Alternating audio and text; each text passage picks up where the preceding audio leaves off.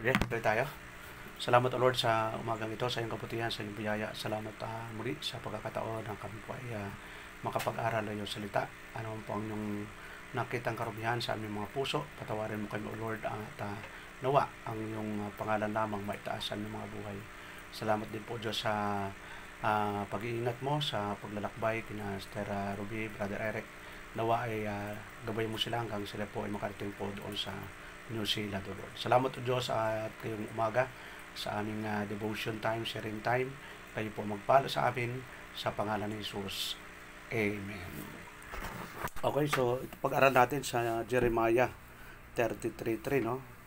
Ang sabi dito, call unto me, and I will answer thee, and shew thee great and mighty things which thou knowest not. Sabi sa Tagalog, tumawag ka sa akin at ako'y sasagot sa iyo at ako'y magpapakita sa iyo ng mga dakilang bagay at mahirap na hindi mo nangalalaman. So dito ini-encourage ng Panginoon, una si Jeremiah, na tumawag sa Diyos.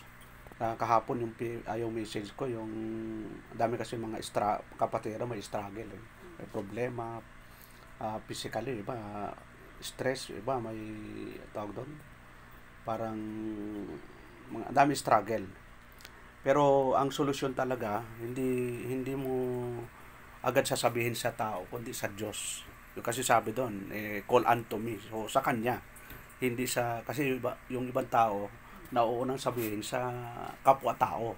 Kaya yung sagot ng Diyos, parang, ba't wala, ang tagal naman sagot ni Lord. Kasi hindi ka naman nag-direct sa Lord eh. Ang unang sinabihan mo, yung kaibigan mo, o kung sino-sino, ay wala namang magagawa yun eh.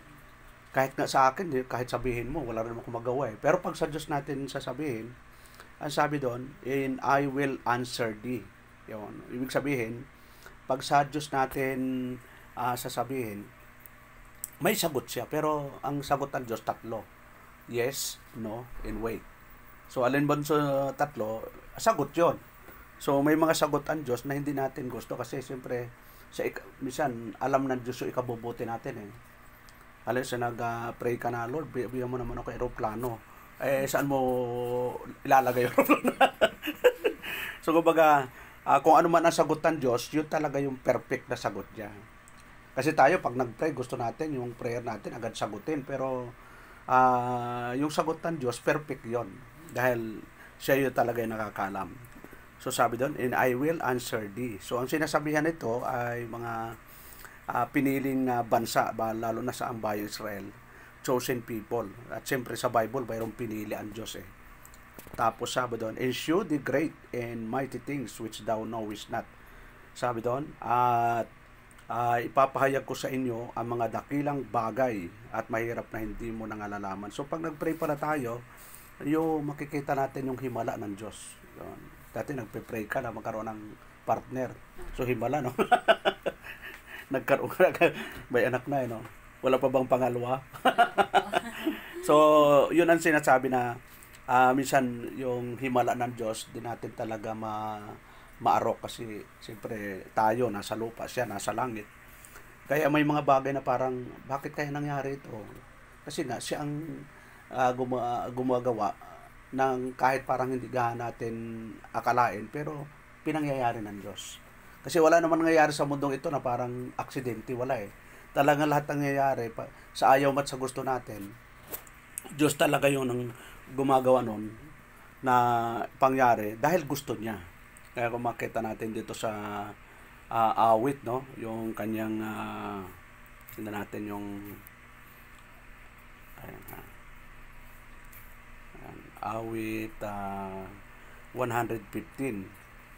So ito yung sinasabi ni 115 verse 3, sabi dito ng ating Panginoon, but our God is in the heavens, He had done whatsoever He had blessed. So sa Tagalog, ngunit ang aming Diyos ay nasa mga langit, kanyang ginagawa ang kanyang ibigin. So sa kabuuan, yung Diyos natin, makapangyarihan siya at ginagawa daw niya yung kanyang gusto. Yun. Hindi gusto natin ha. Kaya pag nagpe-pray tayo, dapat ang prayer natin nawa Lord, kung ano man ang kalooban mo, yun ang mangyari. Yun. Kasi tayo, di ba, Lord, nawa, ganito, ganito, ganito. Parang inuutosan natin minsan ng Diyos eh. Na hindi pala dapat yung ating prayer ay kaakibat nung gusto ng Diyos na nakasulat sa banal na kasulatan. Lord, nawa ay masunod ko yung gusto mo. Yun. Tama yun kasi yun ang gusto ng Panginoon eh. Turuan mo po akong manalangin, turuan mo po akong magbasa ng Bible. So, yun ang kalooban talaga ng Diyos. Kaya dito, pinapakita, sabi doon, ngunit ang aming Diyos ay nasa mga langit, kanyang ginagawa ang kanyang ibigin. Bakit kaya? Kasi nga, yung ibang tao, iba yung Diyos. Pag sinabing Diyos, ibig sabihin, pinapriority mo sa buhay mo. So, yun ang ibig sabihin ng Diyos. Ngayon, siyempre, ang required na talaga ng totoong Diyos natin, sabi ng Matthew 20:37 na love God above all.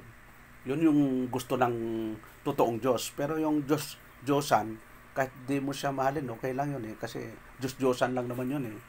Kaya yun required. Kaya sabi sa verse 4, ang kanilang mga Diyosan ay pilak at ginto, yari ng mga kamay ng mga tao. Tapos sa verse 5, sila'y may mga bibig, ngunit sila'y hindi nangagsasalita. Yung mga rebulto, di ba? Ako dati, ang laki ng rebulto ko sa bahay.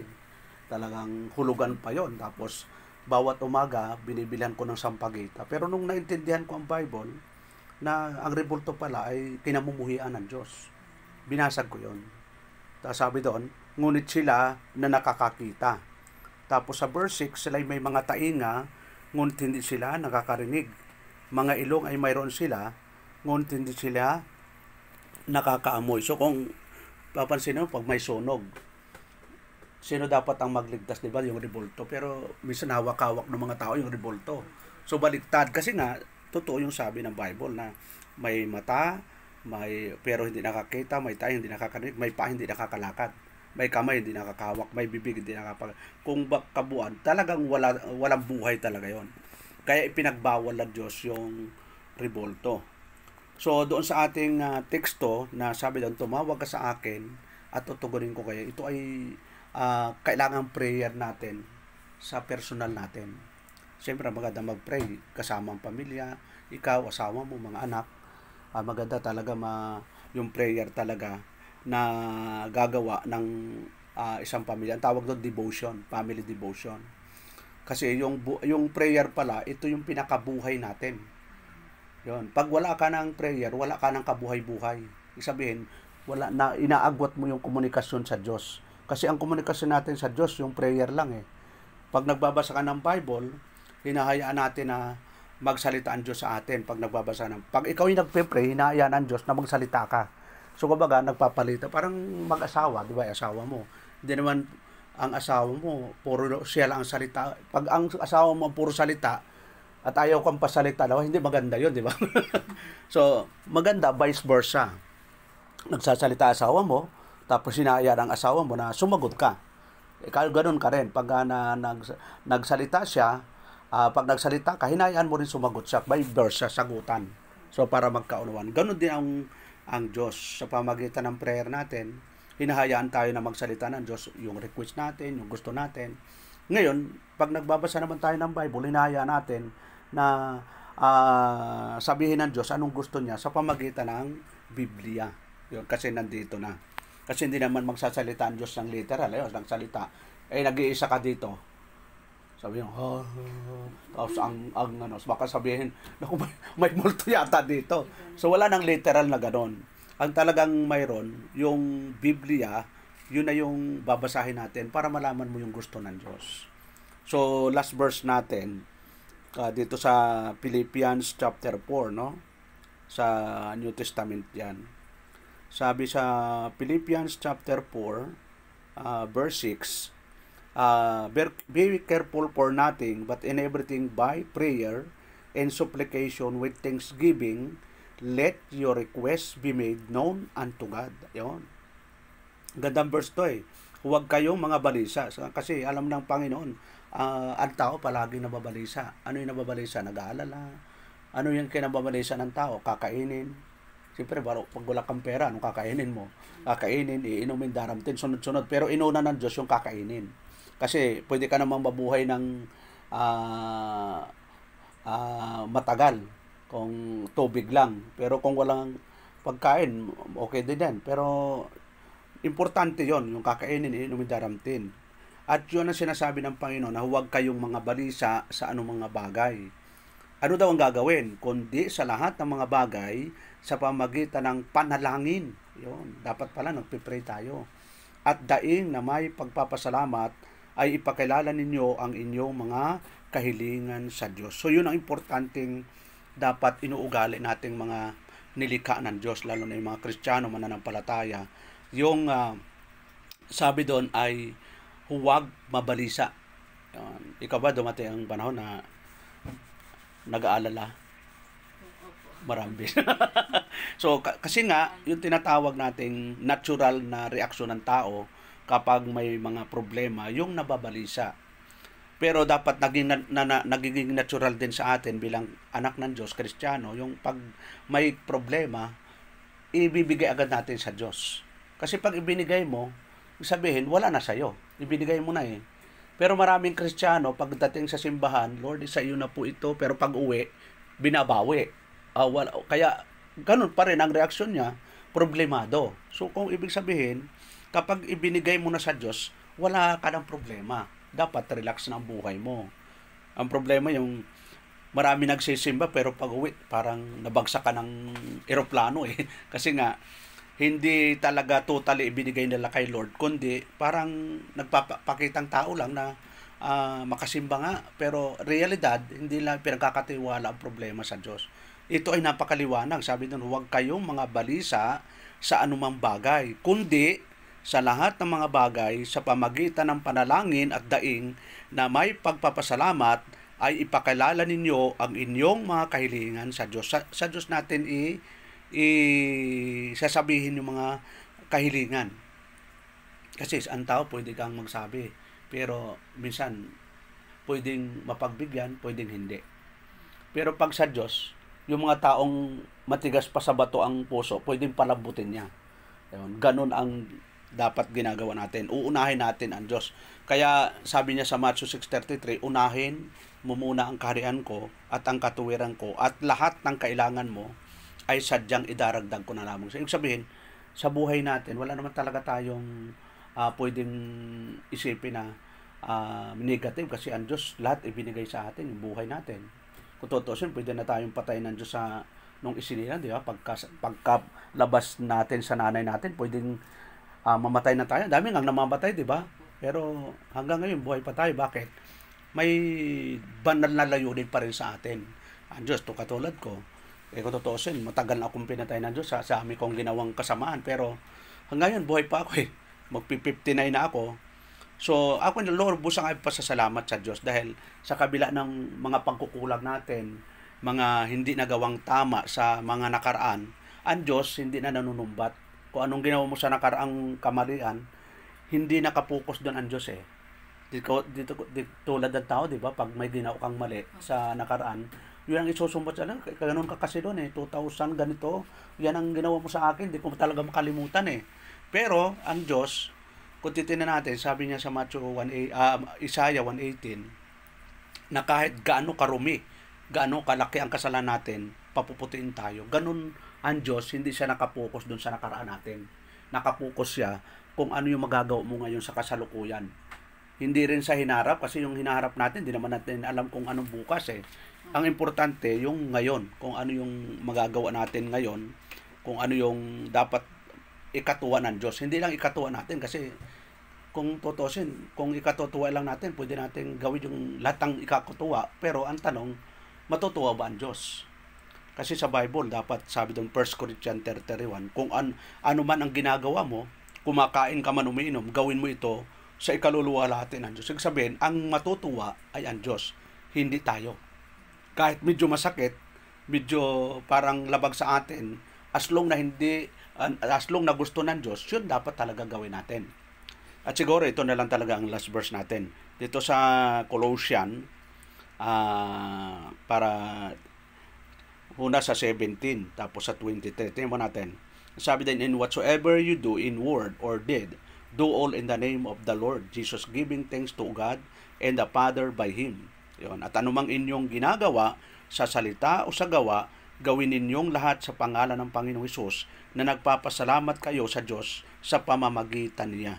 Tapos sa 23, ano ang sabi niya sa 23?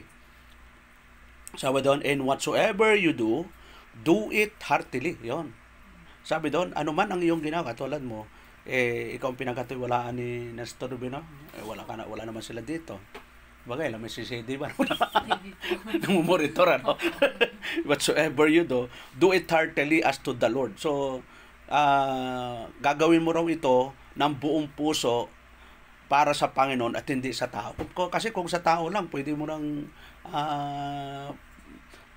parelax-relax kayo. Pero pag sa Panginoon, talagang gagawin mo dahil i-dedicate mo sa Diyos. Sabi doon, ano man ang inyong ginagawa ay inyong gawin ng buong puso. Yun, buong puso. Na gaya ng sa Panginoon at hindi sa mga tao. Yun. So, kapag ginawa mo ito, parang hindi mahirap ang trabaho. Kasi sa Panginoon mo nga ginagawa. Pero pag sa tao, di ba, yung mga bata lang, Panginoon, maghugas ka nga ng pinggan na kahit isa lang, pag ayaw sumunod, di ba, magdadabog pa yan O kahit isang kutsara lang. Kasi nga, pag hindi tao sa puso, kahit napakagaan, sa kanya napakabigat.